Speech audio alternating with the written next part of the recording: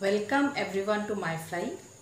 আজকে আমি একটা খুব গুরুত্বপূর্ণ বিষয় নিয়ে এই ভিডিওটা বানাচ্ছি। আমার থাম্বনেলটা দেখে নিশ্চয়ই সবাই বুঝতেই পেরে গেছেন আমি কি ব্যাপারে বলছি। ব্যাপারটা থাম্বনেলের মধ্যে লেখা আছে স্পষ্টভাবেই। তো এইভাবে আমি এই আলোচনাটা এই কারণেই করছি, এই ব্যাপারে একটু এখনকার অভিভাবকরা যদি সচেতন হন, আশা করি ভবিষ্যৎটা খুব সুন্দর হবে। নতুন প্রজন্মকে সবাই খুব সুন্দরভাবে গড়ে তুলতে পারবেন।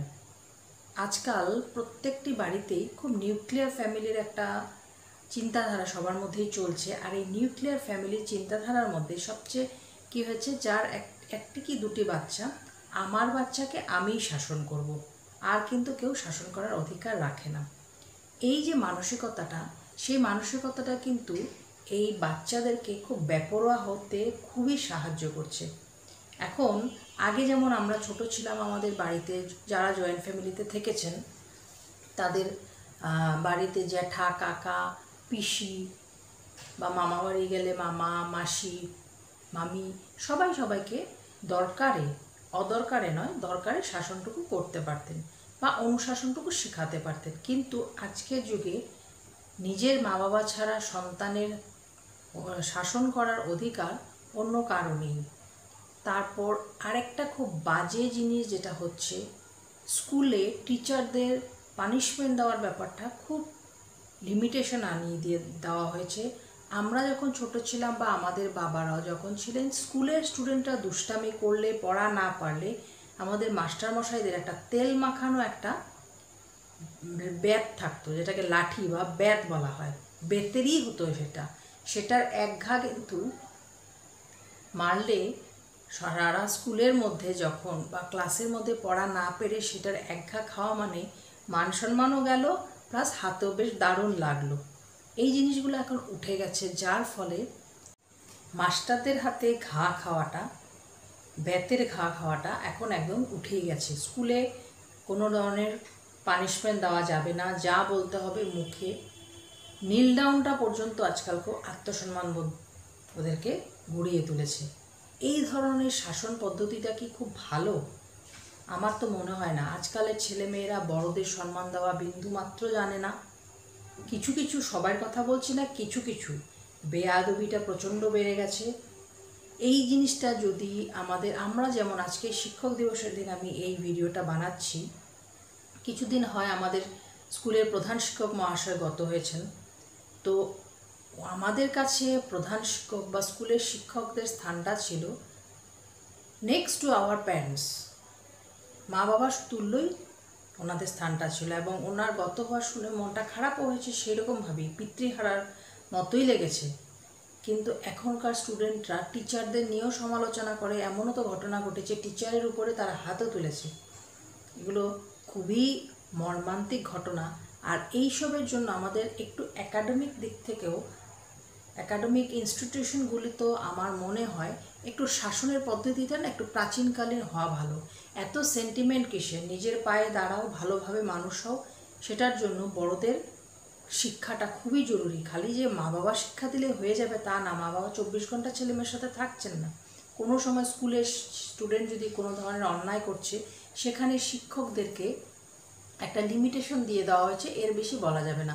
যার ফলে কি হচ্ছে, স্টুডেন্টরা কিন্তু অনেক লাই পেয়ে যাচ্ছে।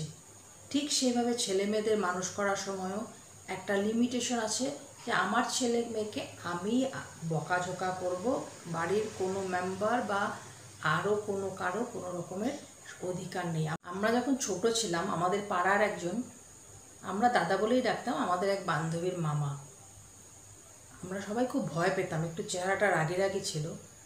ছোট যখন আমরা বলছি কখন 1, 2, 3 এরকম পড়ি, আমরা বাড়ির সামনে রাস্তায় যখন খেলতাম, ওই মানুষটি যদি রাস্তা দিয়ে গেছে আর কড়া নজরে খালি জাস্ট এভাবে দেখেছে বাচ্চাদেরকে, পাড়ার রাস্তায় একটি বাচ্চাও থাকতো না। কিন্তু কোনো গার্জিয়ান গিয়ে কিন্তু কমপ্লেন করতে যাননি যে আপনি কেন আমার বাচ্চাদের খেলতে দিচ্ছেন না বা কড়াভাবে তাকাচ্ছেন। তিনি কিন্তু এই কাজটা করেছিলেন বাচ্চাদের সেফটির জন্য। রাস্তায় খেলাধুলা করলে গাড়ি আসতে পারে, বাচ্চারা পড়েও যেতে পারে, বা অসময়ে খেলাধুলা করলে সেটার জন্য, সময় মতোর জন্য কোনোদিনও বলতেন না। কিন্তু আজকের দিনে কি কেউ ভাবতে পারবেন পাড়া প্রতিবেশী কেউ আপনার বাচ্চাকে কিছু বলবে? আমরা ফাটিয়ে দেবো, আমার বাচ্চাকে শাসন করার অধিকারটা কে দিয়েছে? এখন 16-17 বছরের একটি ছেলে হয়তো একদম বৃদ্ধ দোকানদারের কাছ থেকে সিগারেট কিনে সামনে বলবে দেশলাই কাঠিটা দিন, দেশলাই কাঠিটা জ্বালিয়ে সিগারেটটা ধোঁয়া ওড়াতে ওড়াতে চলে যায়। এগুলো জিনিস কি খুব ভালো? এগুলো জিনিস আমাদের খুব জরুরি বন্ধ হওয়া। খুব খারাপ লাগে এই জিনিসগুলো দেখলে। আমি নিজের চোখে প্রত্যক্ষদর্শী। আমি এই ধরনের যে 16-17 বছরের একটি ছেলে এসে 60 উপরে একজন বয়স্ক মানুষকে বলছে সিগারেটের জন্য দেশলাই কাঠিটা দিন, সামনে দেশলাইটা জ্বালিয়ে চলে গেল ধোঁয়া ওড়াতে ওড়াতে। আমি সেই দোকানেই কিছু একটা জিনিস কিনতে গেছিলাম। তো এই জিনিসগুলো আমাদের বন্ধ হওয়া দরকার। আমার মনে হয় যে আমি এই কথাগুলো বললে অনেকে হয়তো বলবে আমি জ্ঞান দিচ্ছি, কিন্তু আমার মনে হয় আমরা ছোটোবেলা মানে আমাদের জেনারেশন যারা, আমাদের জেনারেশনের বয়সীরা যারা মা বাবা হয়েছে, তারা নিজেদের ছোটোবেলাটা কিভাবে অনুশাসনে কেটেছিল সেটা না ভুলে গিয়ে সেই জিনিসটাকে যদি মেনটেন করে, আমার মনে হয় ভবিষ্যৎ প্রজন্মটা অনেক ভালো দিন দেখবে। এই জেনারেশনের যে এই একটা মানসিকতা হয়ে গেছে, মানে আমাদের জেনারেশনের প্যারেন্টসদের মধ্যে যে আমার বাচ্চাকে আমিই শাসন করব, অন্য কেউ শাসন করবে না, এই ধরনের মানসিকতাটা হতে হতে নেক্সট জেনারেশন উদ্ধত হয়ে যাবে, ওরা বেয়াদবের চূড়ান্ত মাত্রায় পৌঁছাবে। তো আমার এই ভিডিওটা একটু অন্যরকম। যদি আমার মতে কারো মত মিলে থাকে আমাকে প্লিজ কমেন্টস করবেন। আর অনুশাসনটা ছোটোবেলার থেকেই খুব জরুরি। এই জিনিসটা বাবা মা প্রত্যেকেরই হতে হবে। তবে আমাদের সমাজে যে অনেক রকমের নীতিহীন কাজকর্ম চলে আসছে, এখন হচ্ছে, খুব বাড়ছে, সেই জিনিসটা হয়তো আগামীতে আর হবে না। তো আমার চ্যানেলটাকে এই বক্তব্যটা রাখার জন্য যদি কারো ভালো লেগে থাকে প্লিজ একটা থামস আপ দেবেন, লাইক দেবেন, কমেন্টস তো অবশ্যই চাই। একটু ব্যতিক্রমী আজকে ভিডিওটা বানালাম, কারণ এই জিনিসগুলো না আমার খুব মনে রেখাপাত করে যে আমরা ছোটোবেলাটা যেভাবে কাটিয়েছিলাম আর নেক্সট জেনারেশন কিন্তু একদম অন্যরকমভাবে দিন কাটাচ্ছে। জিনিসটা কিন্তু ভালো লক্ষণ নয়। এত স্বাধীন, এত কেউ কিছু বলতে পারবে না। আমরা যখন ছোট ছিলাম বাড়ির থেকে বেরোনোর আগে বাবার পারমিশন নেওয়া, মার পারমিশন নেওয়া, এটা আমাদের ছিল।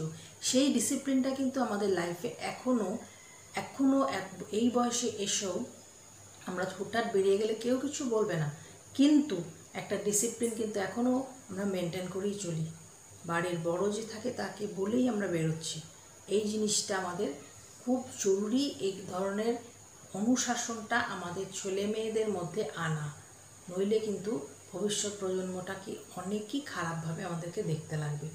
তো যদি আমার এই পয়েন্টসগুলো ভালো লেগে থাকে বা এই বক্তব্যটা ভালো লেগে থাকে তো প্লিজ আমার চ্যানেলটাকে সাবস্ক্রাইব করবেন। আরও কিছু গুরুত্বপূর্ণ কথা নিয়ে আমি আসব। আজকে আমি বাড়িতে আছিলাম, সেই জন্য একটু ভাল লাগছে না, ঘরে বসে বসে একটু একটা ভিডিও বানালাম। আর এগুলো কথা খুব মনে রেখাপাত করে। খুবই খারাপ হচ্ছে আমাদের সমাজের এই কথাবার্তাগুলো। এই জিনিসগুলোর পরিবর্তন খুবই দরকার। আমরাও ছোটোবেলা পার করে এসেছি, ছোটোবেলা আমাদেরও ছিল, এখনের জেনারেশনও আছে। পরিবর্তন অনেক কিছু হয়েছে, কিন্তু অনুশাসনের পরিবর্তন হওয়াটা কিন্তু জরুরি না। অনুশাসনের জায়গায় থাকাই ভালো। তো আমার চ্যানেলটাকে দেখার জন্য সবাইকে অশেষ ধন্যবাদ। আমার সাথে থাকবেন আরও নতুন কিছু দেখার জন্য। সবাই ভালো থাকবেন। কেউ পার্সোনালি এই জিনিসটাকে কিন্তু নেবেন না, আমি পার্সোনালি কিছু বলিনি, আমি সিস্টেমটাকে বলেছি। সবাই ভালো থাকবেন। নমস্কার।